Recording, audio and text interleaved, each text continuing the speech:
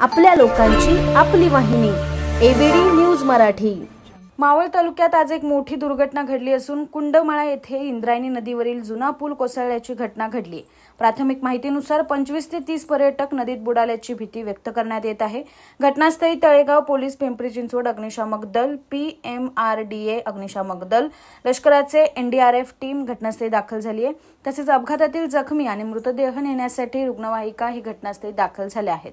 पोलिसांनी दिलेल्या माहितीनुसार जखमींना रुग्णालयात हलवण्यात आलं आहे। मात्र कुंडमाळा येथे नैसर्गिक रांजण खळगे आहे।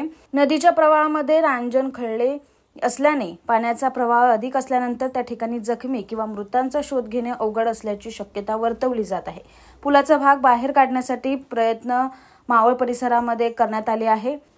गेल्या 2 ते 3 दिवसापासून जोरदार पाऊस सुरू आहे, त्यामुळे इंद्रायणी नदीच्या पाण्याची पातळी वाढली। दुर्घटना झाल्यानंतर घटनास्थळी मावळचे आमदार सुनील शेळके पोहोचले।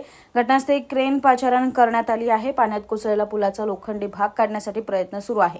सांगाड्याखाली लोक अडकण्याची शक्यता आहे। ज्यावेळेस पूल कोसळला त्यावेळी पुन्हावर 100 ते 150 पर्यटक उभे होते। तसेच पुलाखालील भागामध्ये ही काही जण नदीकाठी बसले होते। अचानक पूल कोसळल्याने त्याखाली अनेक जण दबले गेले, त्याची अशी शक्यता प्रत्यक्षदर्शींनी वर्तवली आहे। पूल अत्यंत जुना झालेला असल्याने प्रशासनाचे दुर्लक्ष समोर आले आहे। इंद्रायणी नदीवरील कुंडमाळा येथील पूल अत्यंत जुना झालाय। या संदर्भातील फलक या ठिकाणी लावला होता। या पुलाची दुरुस्ती ही अनेक वेळा केली आहे, तरी त्या ठिकाणाहून वाहने नेण्यात येत होती। तसेच या परिसरात वाहतूक नियंत्रणासाठी कोणतीही व्यवस्था झालेली नाही।